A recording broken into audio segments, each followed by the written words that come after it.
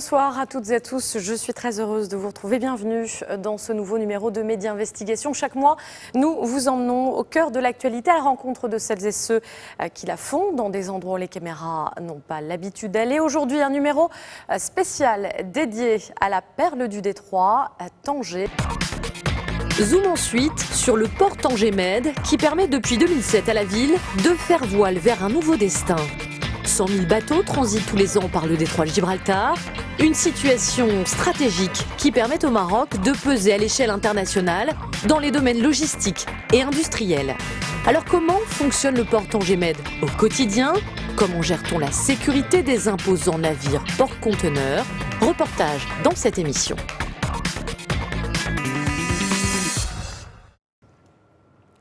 C'est grâce à lui que Tanger fait voile vers un nouveau destin. Grâce à la construction du port Tanger-Med, la ville du Détroit pèse désormais de tout son poids dans les domaines logistiques et industriels. À une quarantaine de kilomètres de Tanger, le port est situé sur un axe stratégique. 100 000 bateaux par an transitent par le détroit de Gibraltar. C'est la deuxième voie maritime la plus fréquentée au monde. 2,5 millions de conteneurs y seront traités cette année. Et Tanger-Med va même s'agrandir. Tanger-Med 2 est en construction pour renforcer ses capacités. Alors comment fonctionne le port au quotidien? Comment les monstres marins que sont les navires porte-conteneurs sont-ils dirigés puis menés à quai? Comment Tanger-Med assure la sécurité d'un tel univers? Regardez.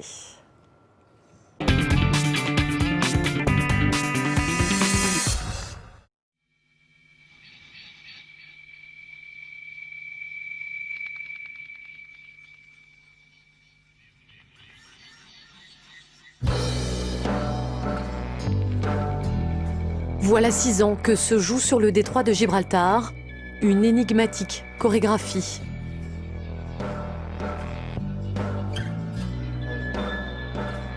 « 80 mètres de haut, 145 mètres d'envergure, 1700 tonnes, d'imposants monstres de fer sont sortis de terre et de mer. Une nouvelle légende s'est construite sur ce fameux détroit, à la croisée de plusieurs mondes. Si c'est non loin d'ici qu'Hercule se serait reposé de ses 12 travaux, ses 16 doigts métalliques, eux, n'arrêtent jamais de jouer leur mélodie. Leurs mâchoires d'acier peuvent déplacer jusqu'à 40 000 conteneurs par jour. 2 terminaux, 2 concessions, 2 groupes, Maersk et Eurogate, qui seront installés ici pour une trentaine d'années. Cette activité, on l'appelle le transbordement.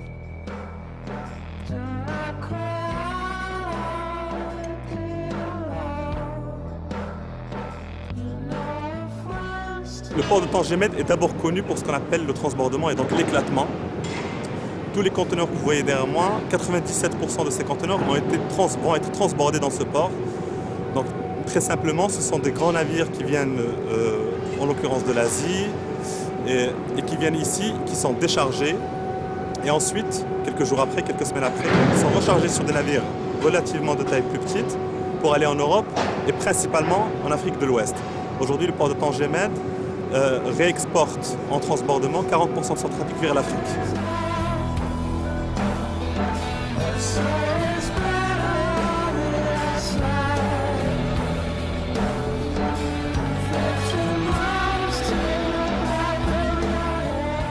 La position stratégique est un facteur essentiel, mais la productivité et la rentabilité pour les armateurs est aussi importante.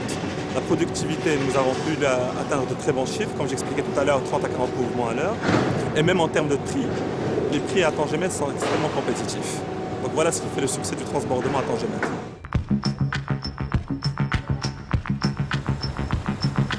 Autre balai dans la zone franche de Tanger-Med, celui des voitures de l'usine Renault, venues par train depuis Meloussa, à une trentaine de kilomètres.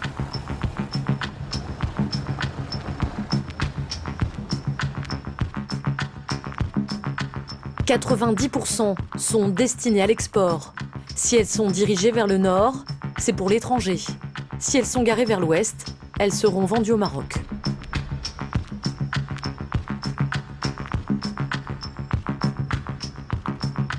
Il y a eu un effet très positif sur le reste de l'économie, puisque aujourd'hui cette plateforme est aussi utilisée par les importateurs-exportateurs. Cette plateforme portuaire a encouragé des grandes sociétés, à savoir par exemple le projet Renault, à s'installer au nord du Maroc pour justement exporter leurs voitures, parce qu'ils cherchaient une solution logistique efficace. Tangemed en est finalement une par rapport au projet Renault. Donc finalement, un projet comme ça devient structurant quand il a été d'abord très bien étudié, quand il y a une volonté importante de vouloir le réussir, et quand il y a une crédibilité comme celle que Tangemed a pu concrétiser, à savoir finir dans les délais, signer le contrat dans le bon timing, offrir une logistique performante et des tarifs attractifs. Ce qui peut faire la réussite d'un port, c'est sa compétitivité au niveau international. Mais bien sûr, il faut que les opérateurs aient confiance dans le port, et en particulier la sécurité, que ce soit la sécurité de la navigation et tous les autres types de sécurité, sécurité de la marchandise, des biens, mais également la sécurité incendie. Toute cette sécurité doit pouvoir donner confiance à ces opérateurs. Sécurité, maître mot au port Tangemed, car dans un tel univers, pas le droit à l'erreur. À la capitainerie, on surveille le flux des bateaux dans le détroit de Gibraltar. On suit également l'arrivée de ceux qui doivent y faire escale.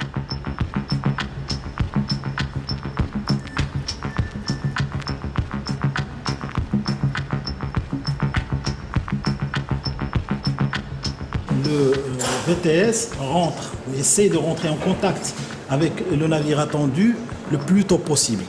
Donc c'est pour cela qu'ils font recours à ce système d'AIS. C'est une carte qui montre un peu les positions actuelles des navires et dans la zone souhaitée pour suivre ce navire et avoir une idée exacte ou l'heure d'arrivée exacte du navire au port Tangemed.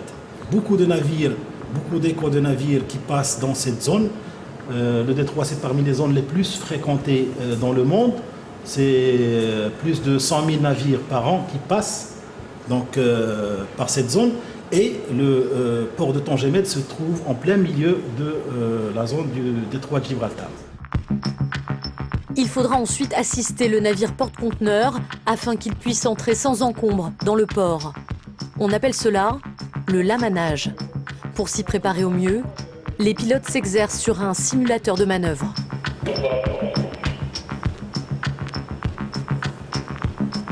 Nous sommes actuellement à bord du CMA-CGM Marco Polo, le deuxième plus gros navire au monde, 16 000 conteneurs à bord. Nous y sommes virtuellement. Nous sommes effectivement à bord d'une des passerelles du Tangemed Marine Simulator et qui nous permet justement de reproduire à l'identique du réel ce qui se passe à bord de ces navires. Donc l'arrière sous l'aviation 60. L'objectif étant justement de voir est-ce qu'on peut accueillir ces navires, les piloter, les faire entrer au port dans toutes les conditions de sécurité. Il y a seulement 9 ports au monde qui peuvent accueillir ce genre de navire. Tangemed a le privilège de faire partie de ce club. Ok, 70 mètres de vitesse claire ici.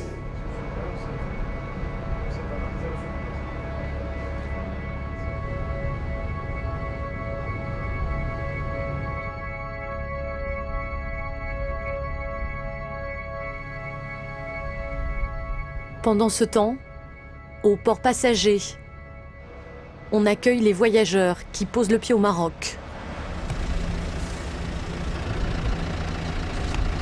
On oriente ceux qui le quittent. Passeport numéro 5, il y a l'ascenseur.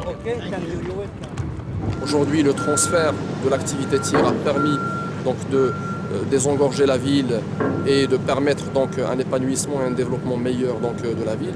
D'ailleurs, aujourd'hui, le port de Tangevid continue à faire du trafic passager, principalement un trafic touristique.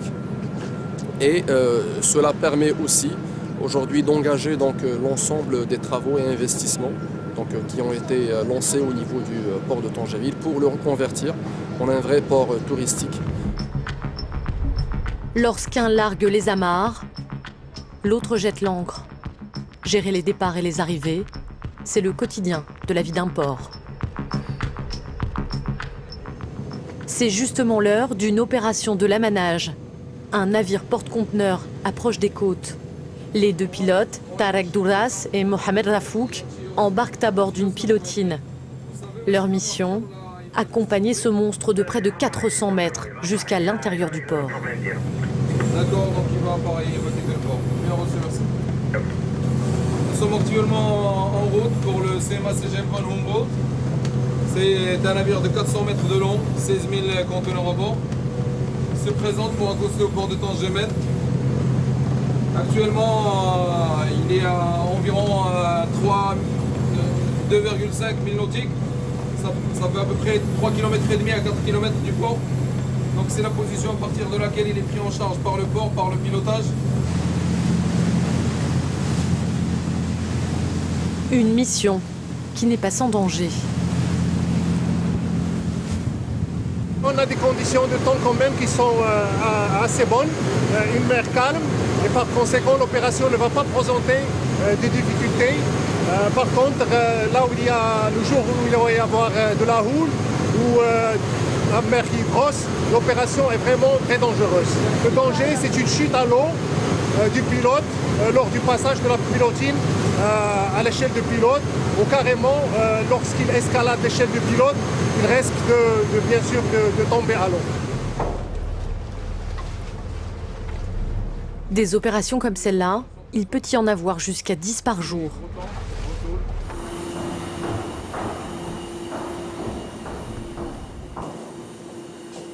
Maintenant, on va prendre l'ascenseur quand même parce qu'il y a 10 niveaux à escalader. Et parfois, l'ascenseur tombe en panne et vous imaginez, on arrive à la passerelle très essoufflée. Heureusement que l'ascenseur marche très bien aujourd'hui.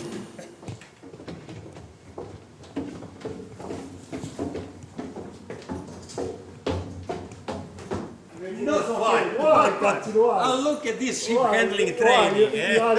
Most of the time here now we are, let's say, customer of the port. En situation devant.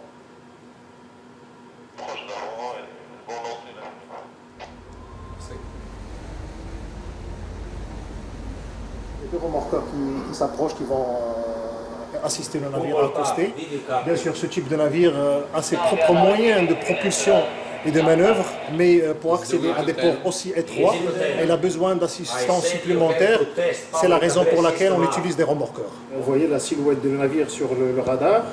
Voilà, et après on va se présenter, voilà, on fera un tournant pour accéder au port. Aujourd'hui, quand même, il y a un courant assez fort, 2 à 3 nœuds, et par conséquent, on va prendre en considération ce courant et on va prendre assez de dérive pour ne pas se trouver trop proche des côtes. S'il laisse allez-y 40. 40 derrière.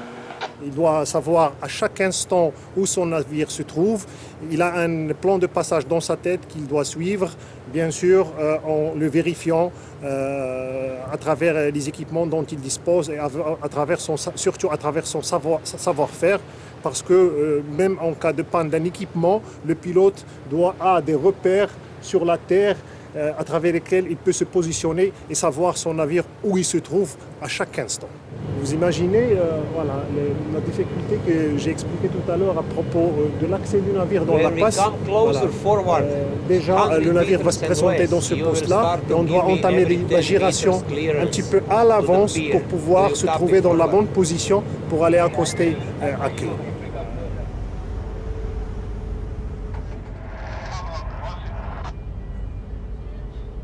Le pilote doit exactement savoir où est-ce qu'il se trouve.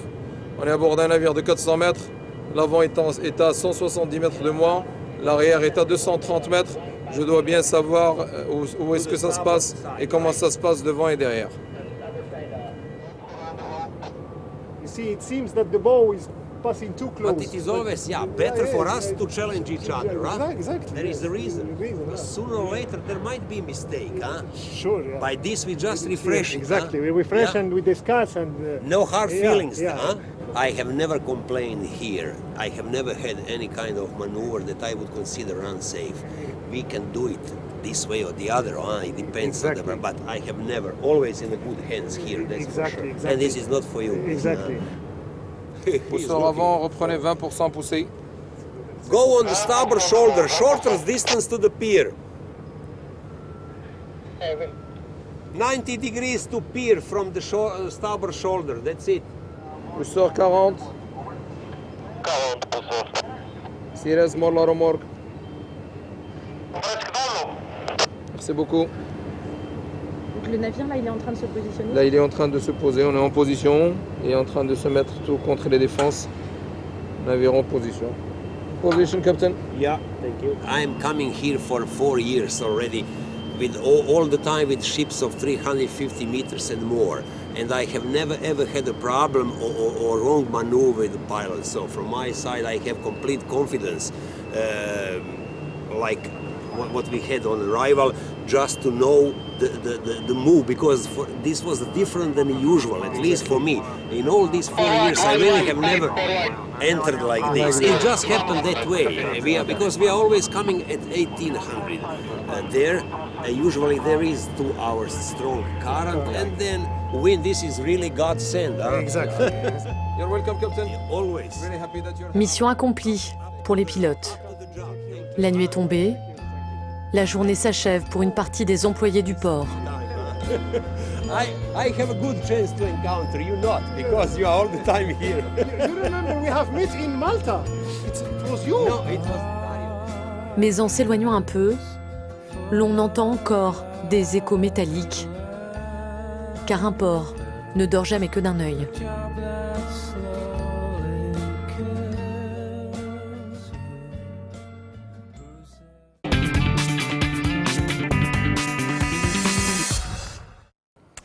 Avec nous sur ce plateau pour parler du port Tanger-Med, Rachid Ouari, directeur du port Tanger-Med 1. Bonjour Monsieur Ouari. Bonjour. Alors le port Tanger-Med a fait prendre une nouvelle place à Tanger et au Maroc, donc à l'échelle internationale. À quoi est-ce que ça se voit? Quelles sont les répercussions?